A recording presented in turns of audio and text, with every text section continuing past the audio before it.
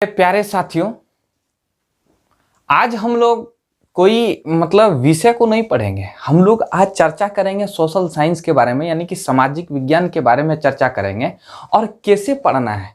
क्योंकि सबसे अगर आप देखने चलिए तो सबसे चीज पढ़ना पड़ता है सामाजिक विज्ञान में। साइंस में क्या है, साइंस में आपको 8 5 13 13 6 19 20 या 21 22 चैप्टर होता है टोटल मिला के। साइंस में साइंस चैप्टर में पढ़ लेते हैं। लेकिन अगर आप सामाजिक विज्ञान की बातें उठाकर देखिएगा तो टोटल 5 चैप्टर है। कितना चैप्टर है? 5 चैप्टर। पहला हिस्ट्री, ज्योग्राफी। हिस्ट्री को हिंदी में इतिहास कहते हैं, ज्योग्राफी को हिंदी में भूगोल कहते हैं। पॉलिटी यानी कि सिविक्स, सिविक्स को हम लोग नागरिक शास्त्र कहते हैं। पॉलिटी, हम लोग पॉलिटी ही पढ़ेंगे, राज्य व्यवस्था को ही समझेंगे। उसका कई अन्य नाम भी है और क्या नाम में फर्क थोड़ा होता है। पॉलिटी क्या है, सिविक्स क्या है, उस सब में थोड़ा, कॉन्स्टिट्यूशन क्या है, इस सब में थोड़ा सा फर्क होता है, समझे। तो हम पॉलिटी कहेंगे तो कोई प्रॉब्लम नहीं होना चाहिए। समझ पा रहे हैं मेरी बात को? पहला हिस्ट्री हो गया, ज्योग्राफी हो गया, पॉलिटी हो गया, इकोनॉमिक्स हो गया।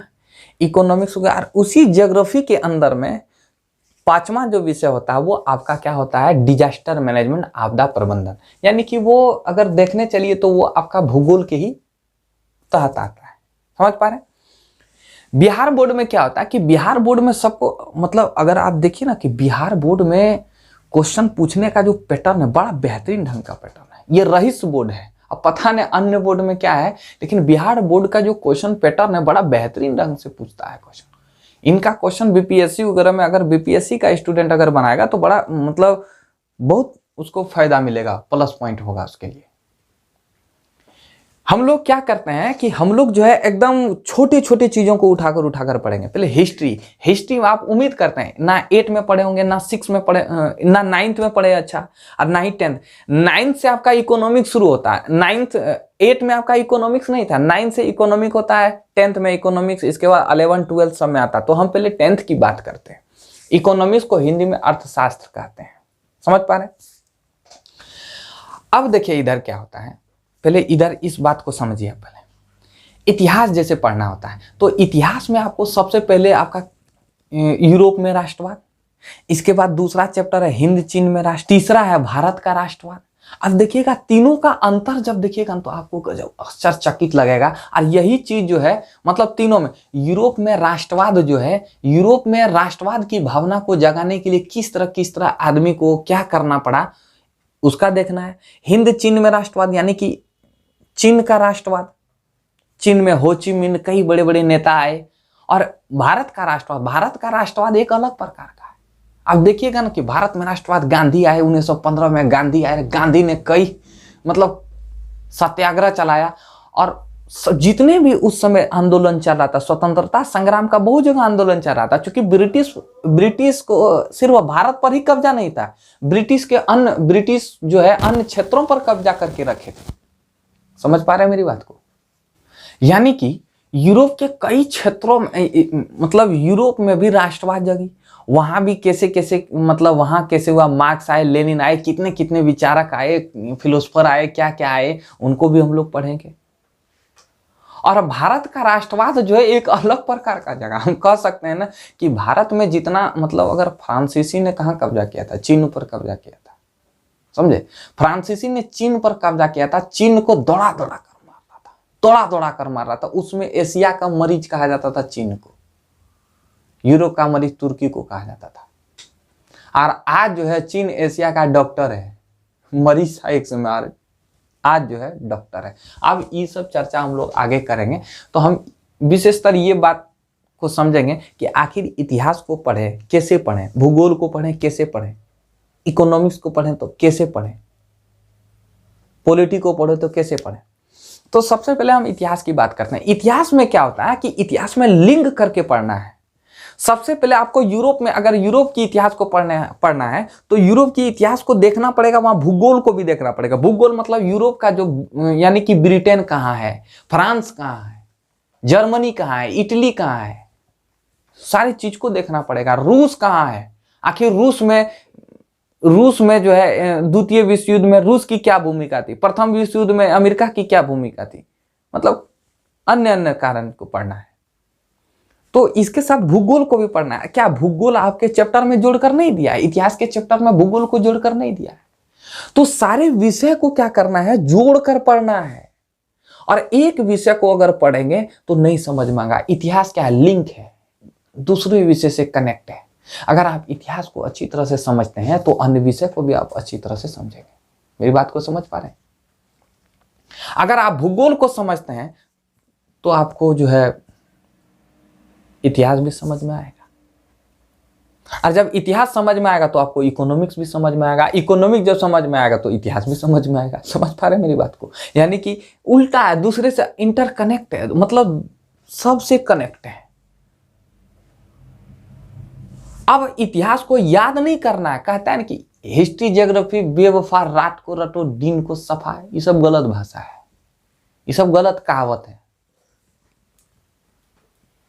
इतिहास को मैथ की तरह पढ़ना, मैथ की तरह। ज्योग्राफी को भी मैथ की तरह पढ़ना है, प्रैक्टिस करना है। समझ पा रहे हैं मेरी बात को? नहीं तो अगर आप इसको भी प्रैक्टिस, कोई भी चीज ना प्रैक्टिस पर, रियाज पर होता है। अगर मां सरस्वती का जो विद्या है, मां सरस्वती का जितना भी विद्या है वो रियाज पर आता है, न कि रटन विद्या पर।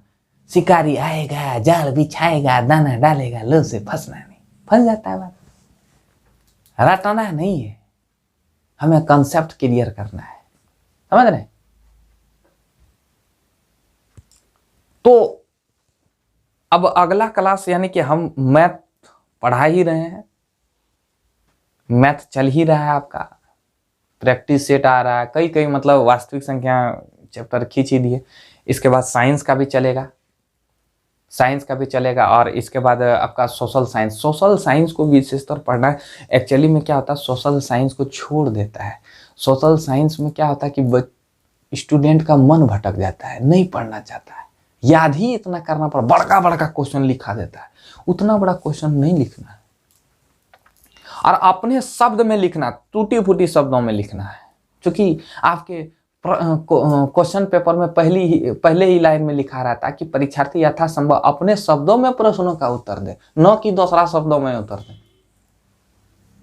अब भाषा भी ऐसा होना चाहिए जो समझ में आए, वैसा लिखिएगा जो कि दूसरे खुद न समझ में आया और दूसरे को कैसे समझ में आएगा। तो मतलब थोड़ा सा भाषा में भी क्या होना चाहिए, तरक्कत तो होनी चाहिए। मतलब उसमें भी भाषा में क्या होना चाहिए, थोड़ा सा स्टैंडर्ड होना चाहिए, समझे? लेकिन अपने भाषा में लिखिए, कोई टेंशन नहीं है।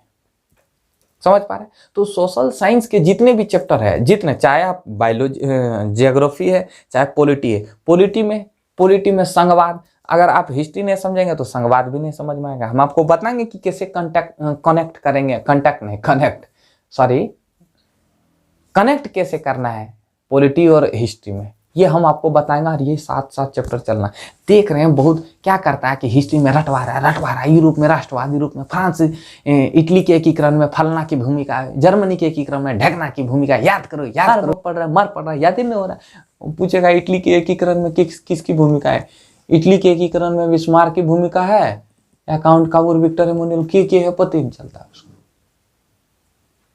कंफ्यूज हो जाता है। नेपोलियन बोनापार्ट कौन था?